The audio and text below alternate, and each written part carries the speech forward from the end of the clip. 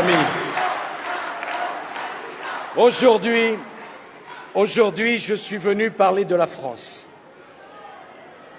On ne parle pas assez de la France.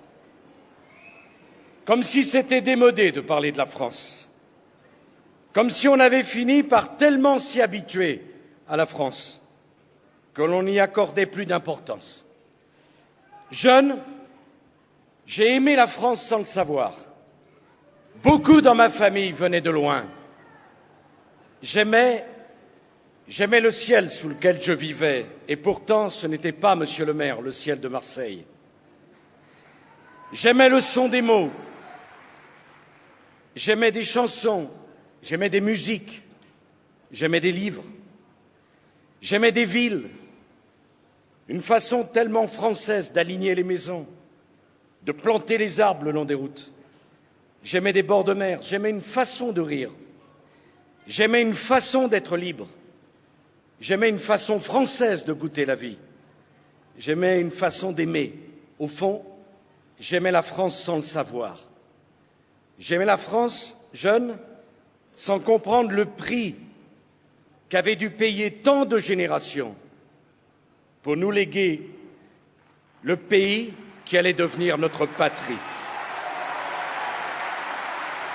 J'aimais la France comme on aime l'air qu'on respire, mais je l'aimais au fond sans comprendre ce que la France avait d'unique, ce que la France devait à des milliers d'années de travail et d'amour et au sang versé par tant de femmes et tant d'hommes, pour qu'en entendant le nom de France, il n'y ait pas une seule personne au monde qui ne pense à la liberté. J'ai mis du temps pour mesurer à quel point, si la France restait si vivante dans mon cœur, elle le devait aussi à tous ceux qui, dans le monde entier, continuent d'aimer la France et continuent d'espérer en la France. Je n'ai cessé, en avançant dans la vie, de ressentir à quel point cette idée de France, qui me semblait si éloignée de mon existence quotidienne lorsque j'étais jeune, y était en réalité présente à chaque instant. Combien la France était humaine, combien la France était charnelle, et combien, finalement, la France avait contribué à me façonner depuis l'enfance. Je me souviens qu'au début, j'ai fait de la politique. J'ai fait de la politique parce que je voulais agir, je voulais résoudre des problèmes, je voulais aider les gens à surmonter leurs difficultés, je voulais me battre pour des idées. Mais en me tournant sur toutes ces années, j'ai compris que le combat essentiel, c'est celui que l'on mène pour le pays qui vous a vu naître ou le pays que l'on reconnaît comme sien. Il n'y a pas un seul combat qui soit supérieur à celui qu'on mène pour son pays.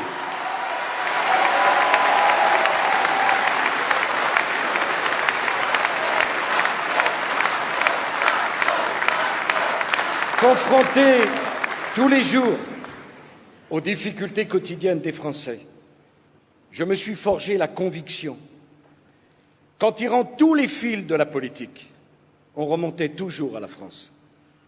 Que la France, au bout du compte, devait être le grand sujet de la politique et que l'on ne pouvait pas séparer la vie des Français du destin de la France, que l'on ne pouvait pas résoudre les problèmes des Français sans résoudre ceux de la France, que la France était au final le seul rempart grâce auquel on pouvait protéger les Français. Telle est la conviction, mes chers amis, que je veux faire partager tout au long de cette campagne que nous allons vivre ensemble. Les 5 années écoulées depuis que les Français m'ont élu à la présidence de la République n'ont fait que renforcer cette conviction. Une France faible ne peut pas protéger les Français. Les plus anciens ici savent bien que dans les périodes les plus noires de notre histoire, celles qui ont été les plus douloureuses pour les Français, le malheur est toujours venu de ce que la France n'avait pas été assez forte quand la lâcheté, quand la démission, quand la faiblesse de gouvernements de passage ont été à l'œuvre, ce sont les Français qui ont eu à en assumer les conséquences. Il n'y a pas de Français heureux sur le malheur de la France. Il n'y a pas de Français protégés sur la faiblesse de la France. Depuis 2008, dans la tempête économique et financière, sans doute la plus grave et la plus dangereuse que le monde ait connue depuis les années 30, la France a résisté. La France a tenu. Et les Français ont fait face. Je sais mieux que personne toutes les souffrances et toutes les difficultés que cette crise a créées. Parce qu'en France, je l'ai appris, toutes les souffrances et toutes les difficultés des Français remontent toujours au président de la République. Parce que chacun se tourne vers lui pour exprimer ses souffrances, pour demander de l'aide. Parce que chacun le regarde comme le dernier recours lorsqu'on a épuisé tous les autres. Je mesure ce qu'il aurait fallu faire de plus, ce qu'il aurait fallu faire de mieux. J'ai un devoir de lucidité. Et je ne prétends pas et je ne prétendrai jamais que nous avons tout réussi. Mais je veux dire, pour que chacun le comprenne, que nous avons échappé à une catastrophe. Je veux le dire calmement, mais je veux le dire fermement. Ceux qui font comme si rien de grave ne s'était passé depuis 3 ans dans le monde, ceux qui font comme si les risques auxquels la France s'était trouvée confrontée n'avaient pas été dramatiques, ceux-là mentent aux Français, ceux-là ne rendent pas service à la France. Dans 2 mois, cela sera pour chacun de vous le moment du choix. Les circonstances font que le choix des Français sera décisif.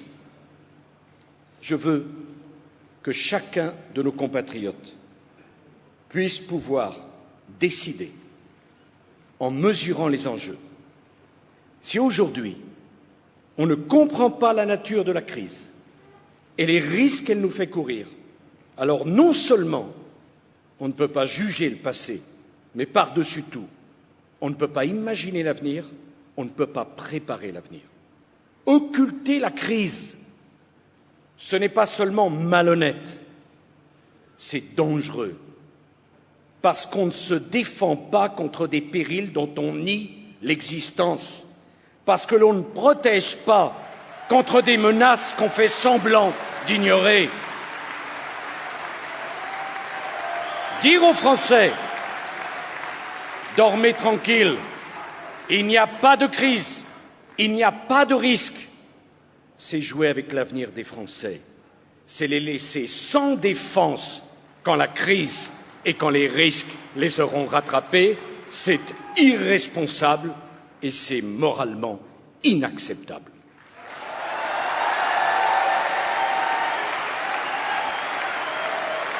Mon message aux Français, à tous les Français, quelles que soient leurs convictions, c'est de leur dire: souvenez-vous à l'automne 2008, toutes les banques du monde ont failli disparaître.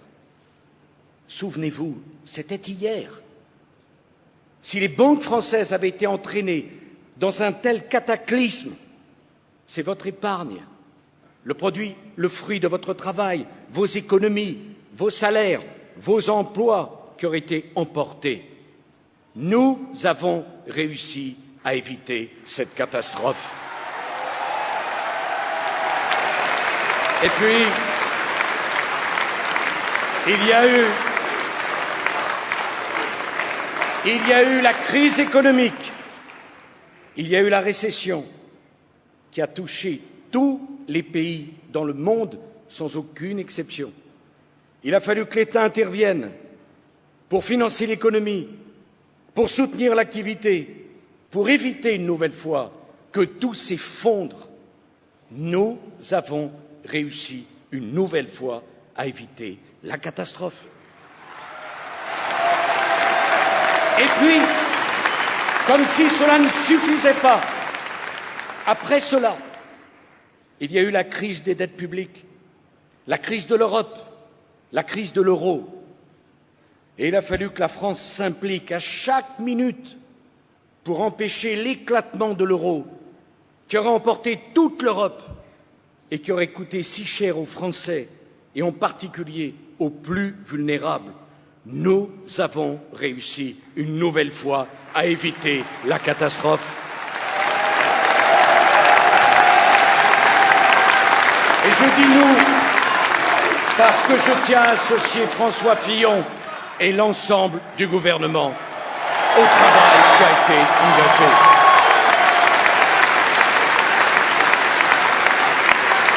Mes chers compatriotes, mes chers amis, et au-delà de vous, à tous les Français, si un seul Français, un seul, doute de ce que je viens de dire, et s'il veut savoir, ce Français, à quoi nous avons échappé, ce qui aurait pu arriver à chacun si la France n'avait pas été forte, je demande à ce Français qui doute, à ces Français qui doutent, de regarder ce qui arrive aujourd'hui à l'ouvrier grec, de penser à ce qui arrive aujourd'hui aux retraités italiens, d'imaginer ce que peut ressentir le chômeur espagnol qui a si peu de chances de retrouver un emploi parce que le chômage y est 3 fois plus élevé qu'en France.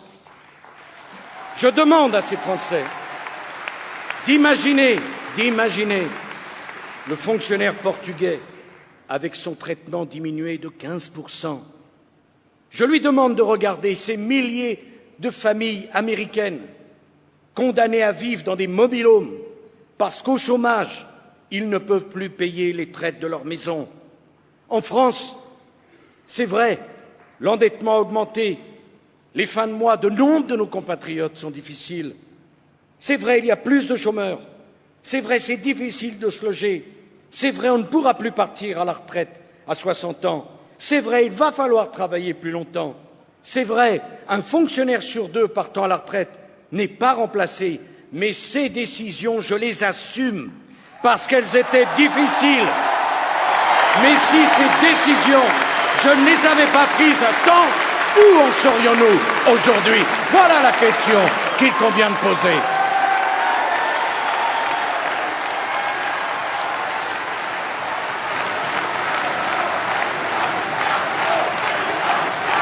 La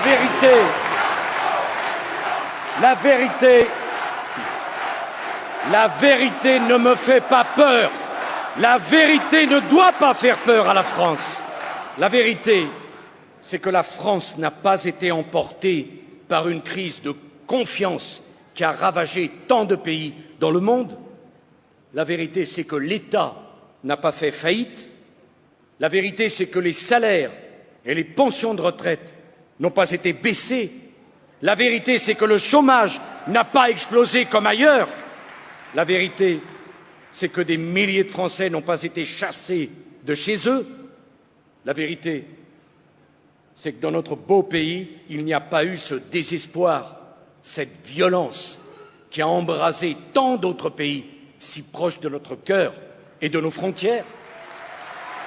Il faut regarder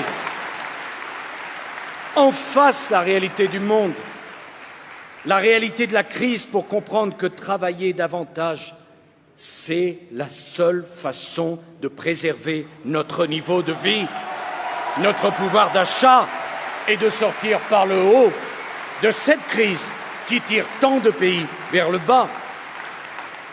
C'est la seule façon de travailler davantage, de ne pas laisser à nos enfants un pays qui croulerait sous les dettes et sous les déficits, où les mèneraient des gens incapables de dire non à la plus petite revendication.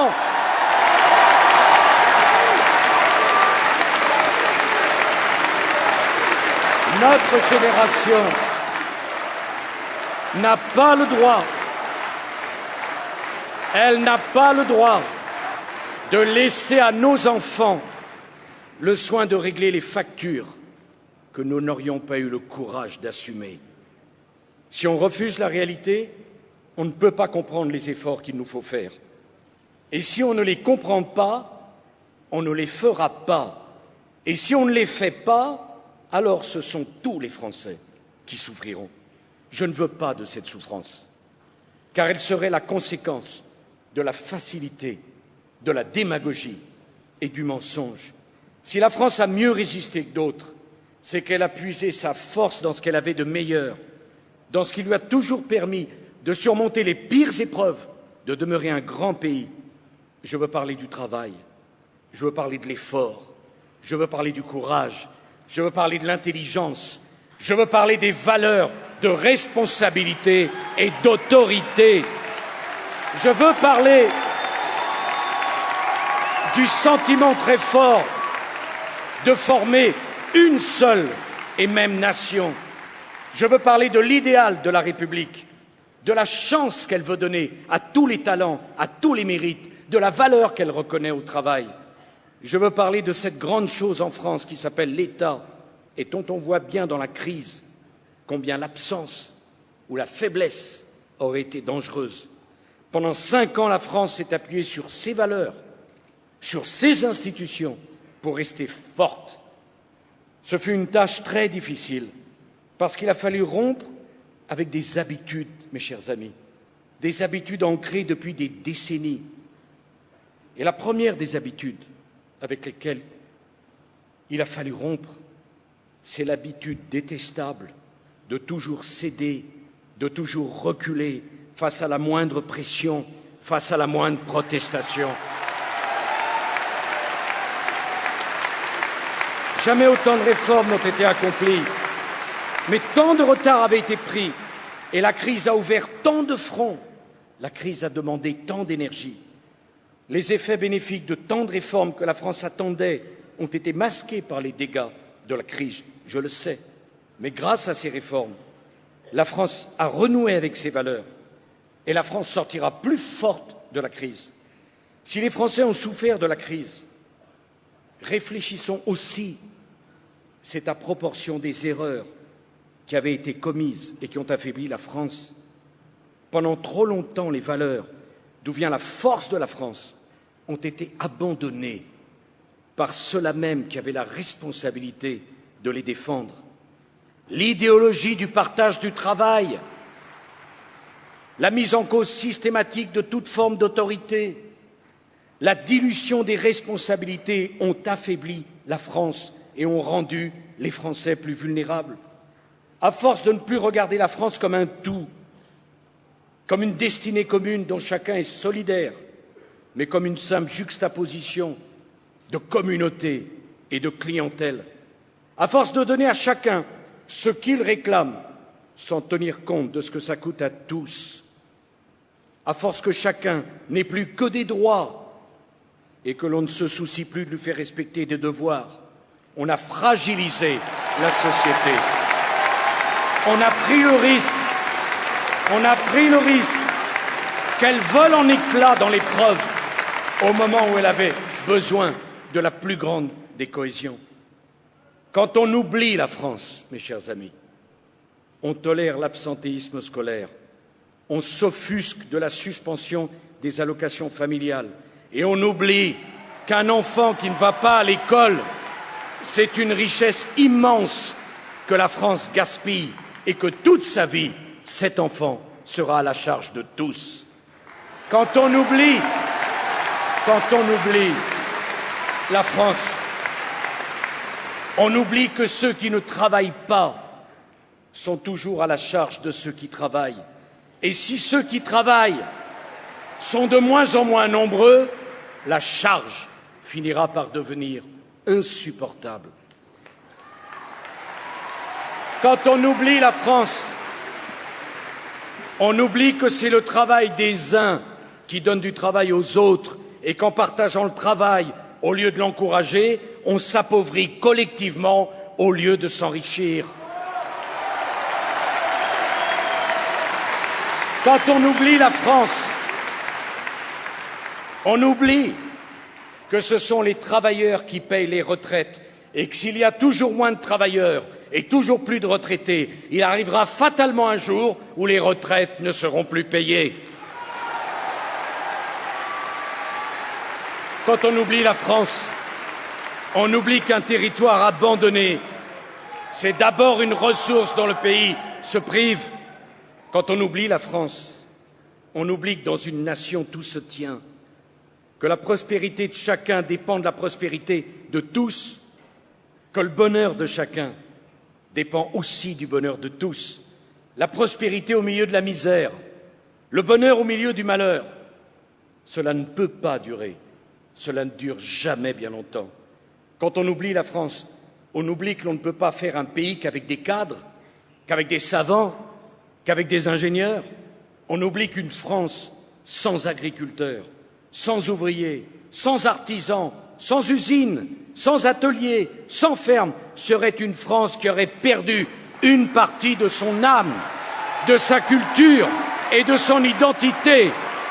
Et par-dessus tout, que ce serait une France économiquement à la merci des autres. Quand on oublie la France,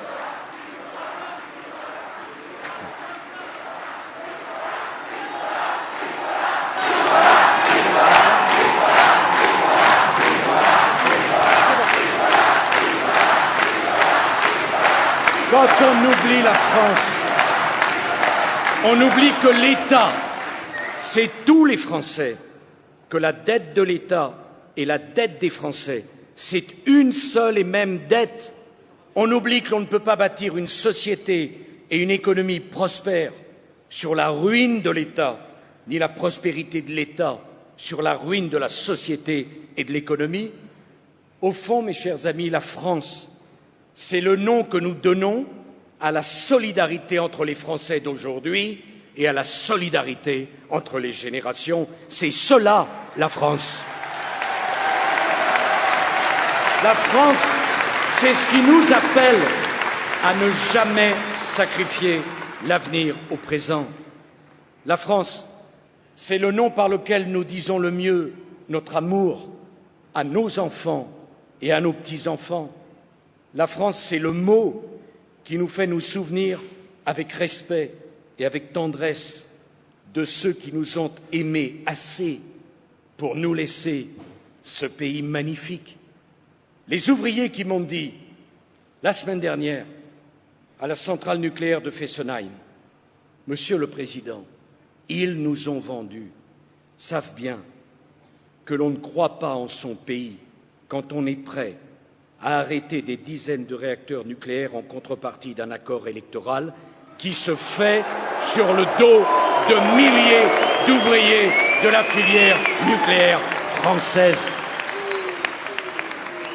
Je me demande quel prix on attache au travail. Est-ce qu'on est capable de dire en face à face, en regardant dans les yeux, un ouvrier dont on vole le travail parce qu'on a voulu glaner quelques voix sur le tapis vert des négociations politiciennes et partisanes?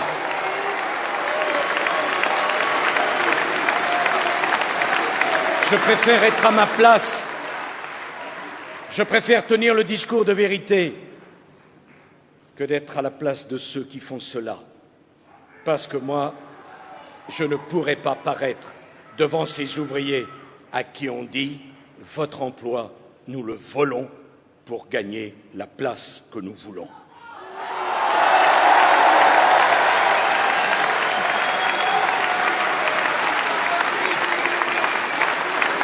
Aimer la France, c'est refuser d'accepter les 35 heures qui mettent tant d'entreprises françaises hors d'état d'affronter la concurrence des entreprises étrangères.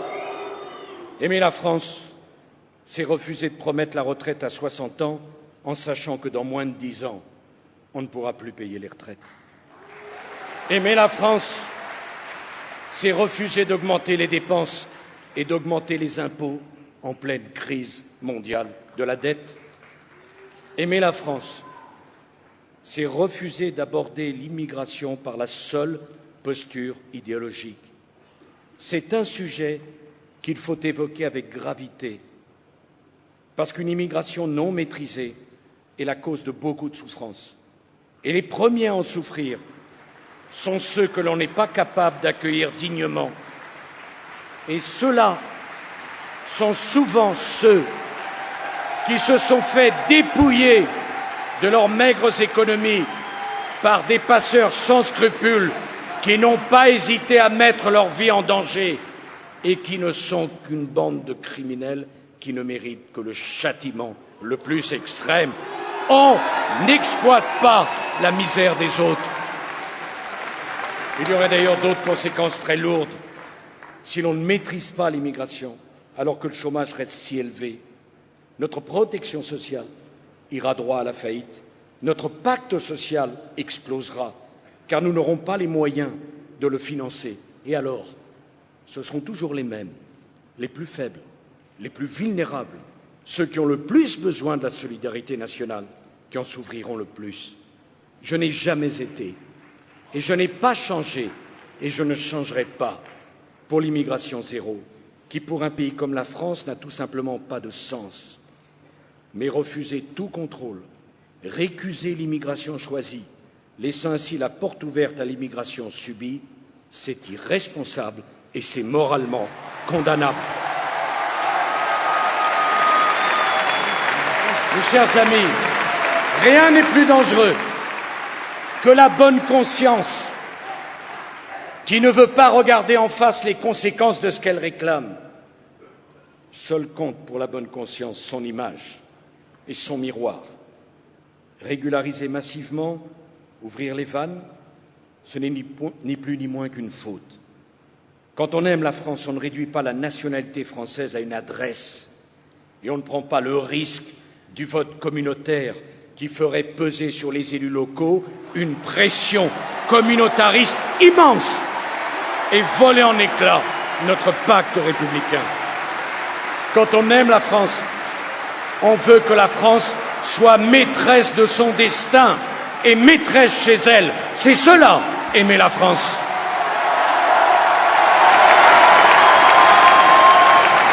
Quand on aime la France, on ne propose pas de ratifier la charte des langues régionales qui n'a pas pour but de faire vivre les langues régionales dans lesquelles je crois, mais de reconnaître des droits linguistiques à toutes les minorités et de les placer sous le contrôle d'une Cour européenne qui jugera sans tenir compte de notre histoire nationale et de notre tradition républicaine.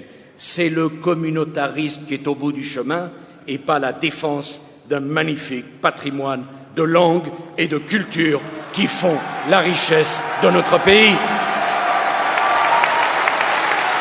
Je veux défendre ce patrimoine. Je veux m'opposer à toute dérive communautariste, parce que cette dérive ruinerait des siècles d'efforts et de sacrifices pour nous construire un État, une nation, une république dont nous pouvons être fiers et dont nous tirons notre force. Je me souviens de ceux qui, il n'y a pas si longtemps, refusaient l'interdiction de la burqa parce que leurs convictions n'étaient pas assez fortes. Je me souviens de ceux qui voulaient séparer les hommes et les femmes dans les piscines municipales parce qu'ils étaient prêts à tous les compromis avec les valeurs républicaines. Pas de compromis avec les valeurs républicaines. Je vois ce qui se passe dans certaines cantines scolaires. Je vois tous les jours la laïcité attaquée par ceux-là même qui prétendent la défendre contre des menaces imaginaires, alors que leurs attaques à eux sont bien réelles. Quand on aime la France, on défend ses valeurs, qui sont à l'opposé du communautarisme. Quand on aime la France, on ne dresse pas les minorités contre la République.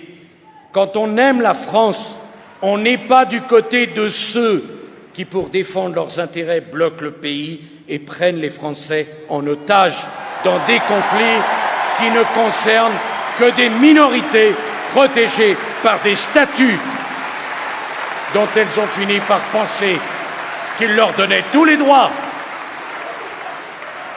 Quand on aime la France, on est pour la continuité du service public, parce que la continuité du service public, c'est le devoir des agents du service public. quand on aime la France. On n'est prisonnier d'aucun groupe de pression, d'aucun syndicat, d'aucune clientèle, d'aucune minorité. On ne se pose qu'une seule question, la question de l'intérêt général. Aimer la France, c'est tenir la parole de la France. La parole de la France, on la respecte et on l'honore. Quand on aime la France, on ne ment pas tous les jours aux uns pour faire plaisir aux autres. On ne tient pas le même discours à tout le monde, parce que tenir le même discours à tout le monde, c'est la seule façon de respecter les Français. Quand on aime la France, on dit la vérité aux Français sur ce que l'on veut faire. Sinon, on jette un discrédit sur une parole publique qui n'a pas besoin d'être discréditée. Il faut avoir le courage de dire aux élites qu'une partie d'entre elles n'a pas été à la hauteur de ses responsabilités en s'octroyant des rémunérations qui défiaient le sens commun. Cette minorité a trahi les valeurs qu'elle devait défendre et incarner. Il faut avoir le courage de dire à la jeunesse qu'elle ne réussira pas sans effort. Il faut avoir le courage de dire aux ouvriers qu'ils ne pourront pas gagner plus en travaillant moins. Il faut avoir le courage de dire aux retraités que l'on ne pouvait pas continuer à payer les pensions à crédit. Il faut avoir ce courage d'aimer la France, ce courage de respecter les Français, ce courage de la vérité. Cette campagne doit être une campagne de vérité. Cette vérité, les Français la méritent et la France en a besoin. Où est la vérité? Quand on explique en même temps que l'on veut punir les voyous et abroger la loi sur la récidive et abroger les peines planchers. Où est la vérité? Quand on ne dit pas la même chose selon l'interlocuteur auquel on s'adresse. Où est la vérité quand on dit tout et son contraire? Où est la vérité lorsqu'on est d'un côté de la Manche ou de l'autre, quand on fait semblant d'être Thatcher à Londres et Mitterrand à Paris?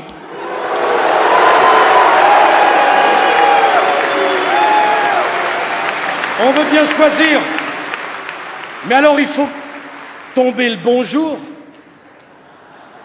choisir le bon discours. À peine a-t-on compris la bonne proposition qu'elle est déjà retirée.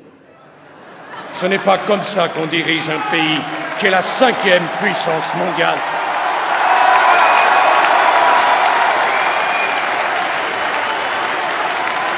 Où est la vérité?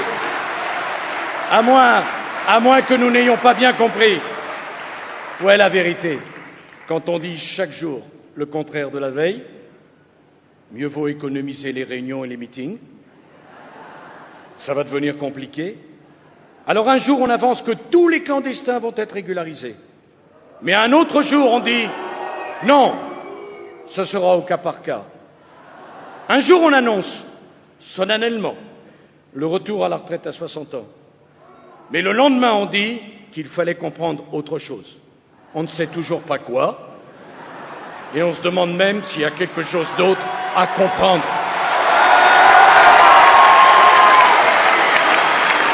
Un jour, on annonce la fin du quotient familial. Mais le lendemain, on se dépêche de dire que non, mais que l'on va quand même tout changer. Changer quoi? Quand? Comment? Un jour, on annonce la légalisation de l'euthanasie. Un autre jour, on déclare que l'on a mal compris.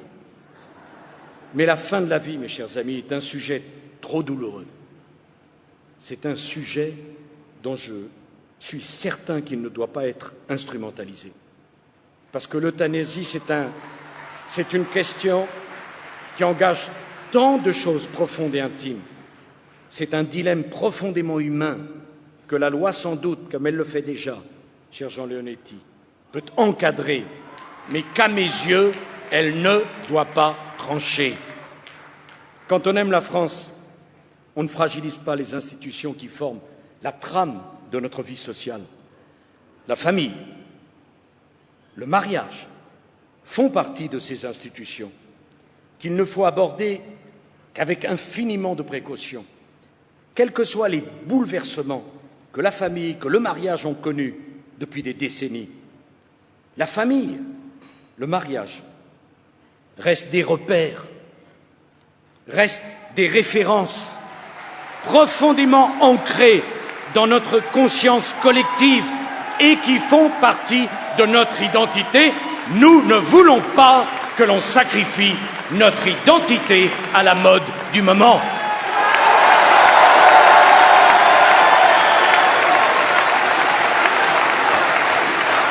Au fond, je voudrais que chacun aborde des sujets aussi profonds que la fin de vie, que le mariage, que la filiation, que la famille, de façon apaisée, en respectant les souffrances des uns, car il y a beaucoup de souffrances, les angoisses des autres, les convictions intimes de chacun, qu'elles soient philosophiques, morales ou religieuses.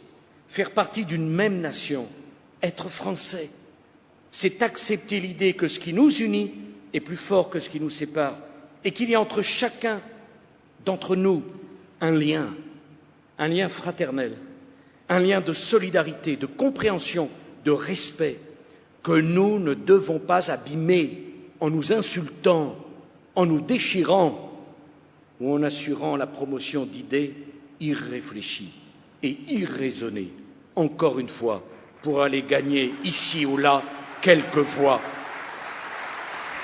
C'est l'esprit dans lequel j'aborde cette campagne.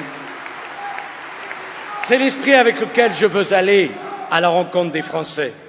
Dans une campagne, il y a des convictions qui s'affrontent, il y a des opinions qui se combattent, il y a même des personnalités qui s'opposent. Mais il n'y a aucune raison de se laisser aller à des attaques basses qui ne feraient qu'exprimer un manque de considération pour les Français qui méritent un débat d'une certaine tenue. Une campagne présidentielle, c'est pour un homme ou une femme une rude épreuve, une épreuve de vérité et une épreuve de sincérité. Il ne faut pourtant pas vivre cette épreuve douloureusement, parce qu'une campagne, c'est un moment privilégié. On va à la rencontre des Français, on les écoute, où on leur parle. Je vais à cette rencontre sans protocole, sans intermédiaire. J'y vais, je vous le dis, plus libre que jamais je ne l'ai été. Je vais à cette rencontre sans détour, tel que je suis, sans artifice de communication, heureux de parler de notre pays et de dire les leçons que je tire de mon expérience pour l'avenir de la France. J'y vais avec lucidité, mais j'y vais avec une force de conviction qui est à proportion de l'amour que j'ai toujours éprouvé pour notre pays. Je vais à cette rencontre en ayant en moi tout ce que j'ai appris des souffrances qui se sont exprimées devant moi, chef de l'État, souffrances auxquelles je ne pouvais pas répondre, celle de la victime dont on n'a pas retrouvé le coupable, celle de la femme ou de la mère qui pleure devant le cercueil d'un soldat mort pour la France, celle de ce chômeur dont l'usine vient d'être délocalisée et qui ne sait pas, alors qu'il n'y est pour rien dans son licenciement, comment il va faire vivre sa famille. Je vais à cette rencontre en sachant, et je ne l'ai jamais dit, que la volonté ne peut pas tout. Mais sans volonté, mes chers amis, on ne peut rien.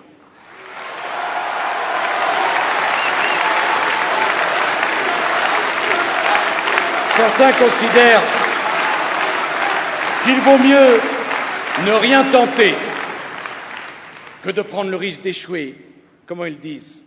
Le risque de donner, oui, de faux espoirs.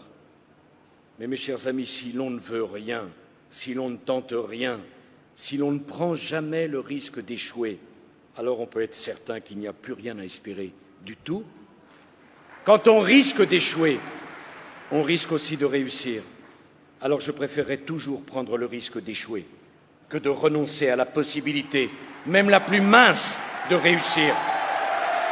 S'il y a une chance vous m'entendez bien, une chance d'empêcher qu'une vie s'abîme, s'il y a une chance, vous m'entendez bien, une chance de sauver un emploi, s'il y a une chance, rien qu'une chance, d'éviter une souffrance, je ne me résignerai jamais à ne pas la tenter. Je suis fait ainsi et je n'ai pas l'intention de changer. Rester les bras croisés devant un problème, simplement parce qu'il est difficile, je vous garantis, depuis 5 ans, j'en aurais des crampes si j'avais fait cela.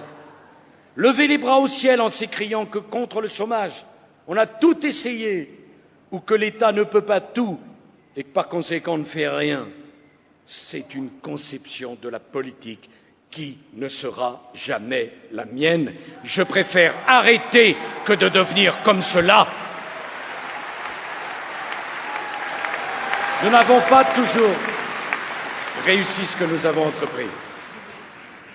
Mais chez Le Jabi, chez Photowatt, chez Alstom, il y a des ouvriers qui sont soulagés parce qu'ils n'ont pas été abandonnés.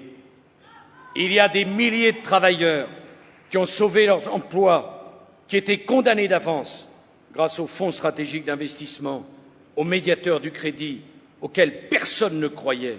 Que l'on aille donc leur demander aujourd'hui s'ils auraient préféré que l'on ne tentât rien, tout tenter même quand il semble que les chances sont faibles. Voilà ma conception de la responsabilité en politique. La responsabilité, c'est une valeur dont je veux parler aux Français, parce qu'on l'a trop souvent négligée. La responsabilité, c'est le contraire de l'impunité. Chacun doit être responsable de ses actes. Chacun doit assumer les conséquences de ce qu'il fait, de ses erreurs, de ses fautes, de ses manquements, comme de ses réussites. L'impunité pour le fraudeur, pour le voyou, ce n'est pas acceptable. Mais l'impunité en haut de l'échelle ne l'est pas davantage. Quand un préfet ne fait pas son travail, je l'assume, on change le préfet. Quand un juge commet une faute, je l'assume, il doit être sanctionné, car il n'y a aucune indépendance qui exonère de toute responsabilité.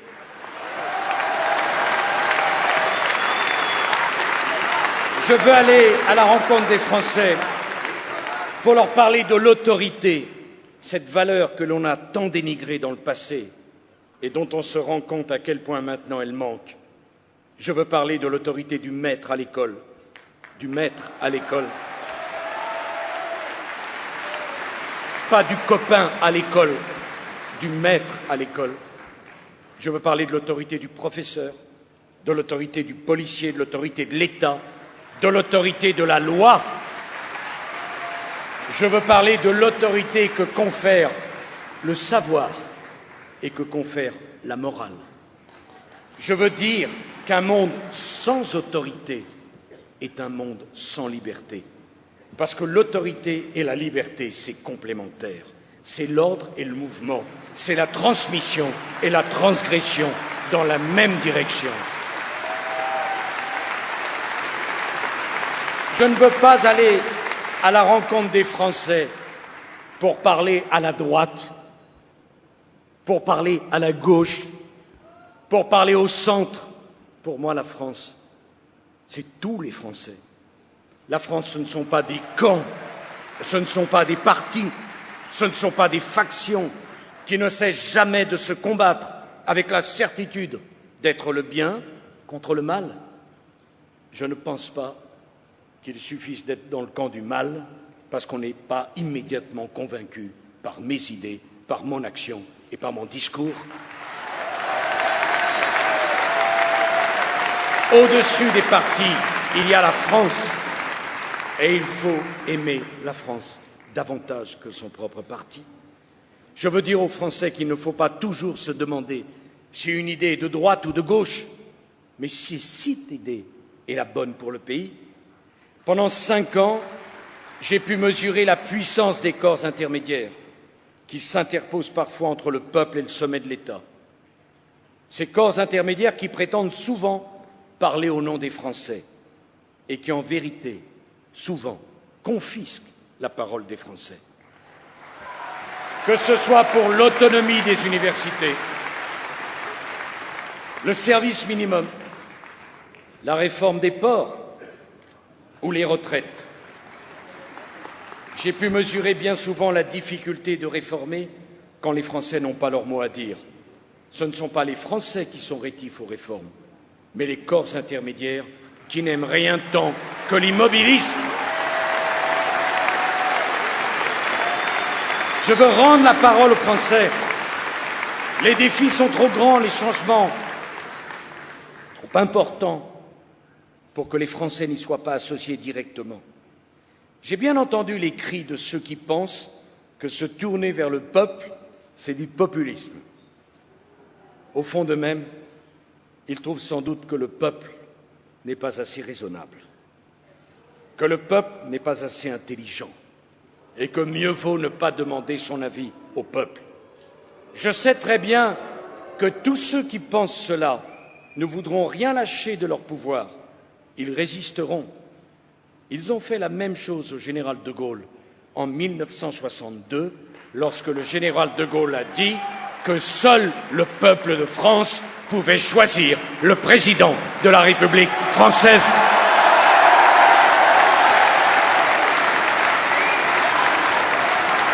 À l'époque,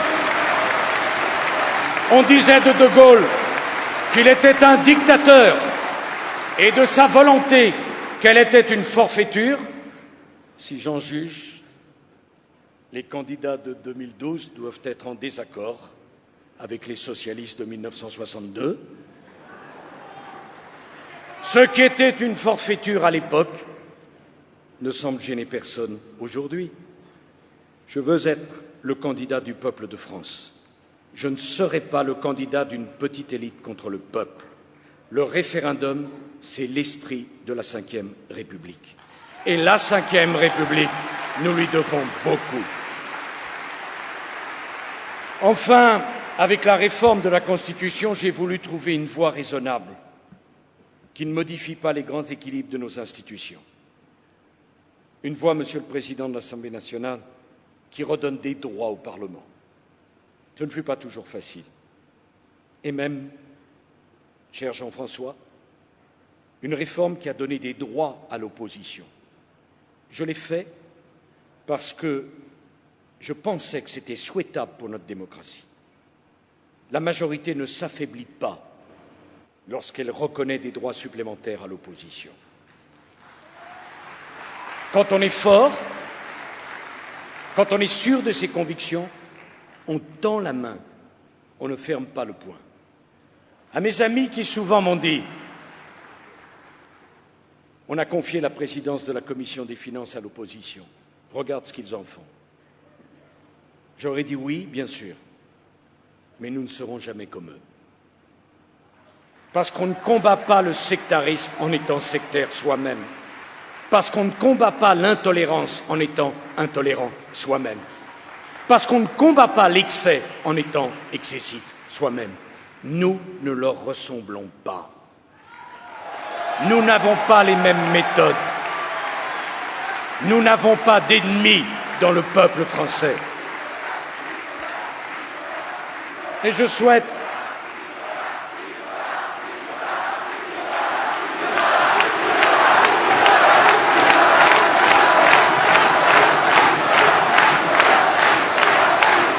mes chers amis, quitte à vous sembler naïf ou idéaliste, mais j'ai des convictions tellement profondes.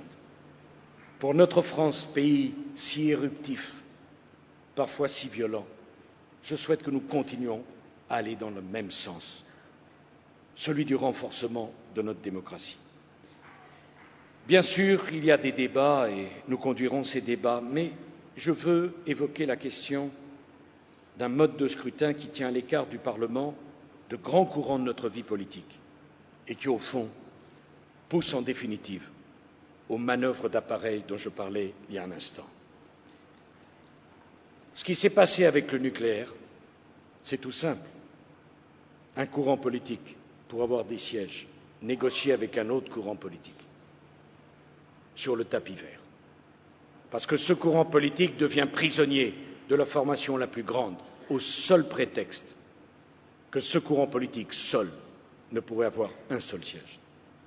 Je le dis d'emblée, je suis convaincu qu'un mode de scrutin doit d'abord avoir pour objectif de dégager une majorité capable de gouverner. Je ne céderai jamais sur ce sujet. Je suis attaché, cher Jean-François, au scrutin uninominal à 2 tours, qui a cette vertu. Et ce scrutin doit rester la règle. Mais réfléchissons ensemble. Est-ce que lorsqu'il y a 30 ans, on a fait rentrer une partie de l'opposition dans les conseils municipaux, on a affaibli ou on a renforcé les conseils? Je pense qu'on a renforcé la démocratie locale. Il me semble donc qu'on pourrait corriger à la marge ce mode de scrutin pour que tous les grands courants politiques puissent avoir des représentants. La République, mes chers amis, est plus forte quand chacun s'exprime à l'intérieur de la République plutôt que quand on est obligé de s'exprimer à l'extérieur de la politique. Et qu'on ne vienne pas me dire que ça favorisera plutôt ceux qui n'ont pas nos idées que les nôtres. Je crois que la grandeur qui est la nôtre, c'est d'être des démocrates et des républicains, d'être des hommes et des femmes qui ignorent toute forme de sectarisme. J'ajoute, et ça sera un beau débat, qu'il faudra, à mes yeux, engager sans tarder, avec toutes les formations politiques, un dialogue consensuel et républicain pour arriver à réduire le nombre de nos parlementaires. La classe politique, dans toutes ses composantes, montrera ainsi l'exemple de la raison. Mes chers amis, je vous l'avais dit, je me sens un homme libre. Je veux parler aux Français, à tous les Français. Oui, vous savez, en faisant cela, on va renforcer la force de la République. En faisant cela, les Français qui nous regarderont diront « Voici des hommes et des femmes qui sont capables de se hisser au-dessus de leurs intérêts partisans parce qu'ils ne pensent qu'à une seule chose, l'intérêt général et l'intérêt de la France. Voilà la campagne que je souhaite mener en votre nom. » Je vais terminer, mais j'aurais pu vous parler de tant d'autres choses.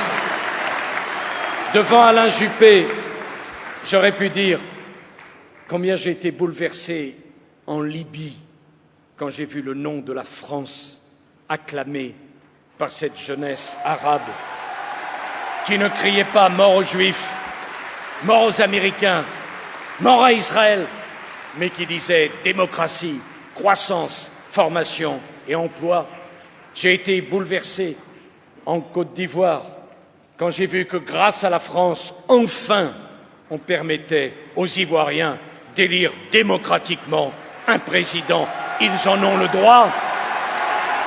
Et combien j'étais emporté à Tbilissi, en Géorgie, de voir à quel point les drapeaux français étaient synonymes de liberté. J'aurais pu parler de la Méditerranée, mais je voudrais vous dire simplement, mes chers amis, simplement, que la France a besoin de vous. Ce pays, c'est le nôtre. Ce pays, nous l'aimons. Ce pays, c'est nous tous. Je vous demande une chose ce soir, ici à Marseille. Aidez-moi. Aidez-moi. Aidez-moi. Aidez-moi à réussir pour la France. Aidez-moi à rassembler le peuple de France. Vous êtes le peuple de France. Vive la République et vive la France.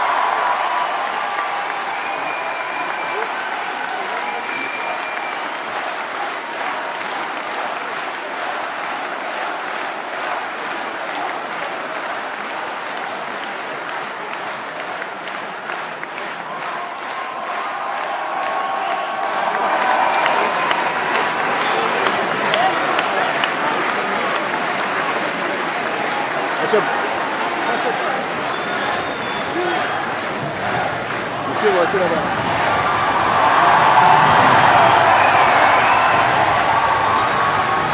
Salut. Ça passe pas, hein.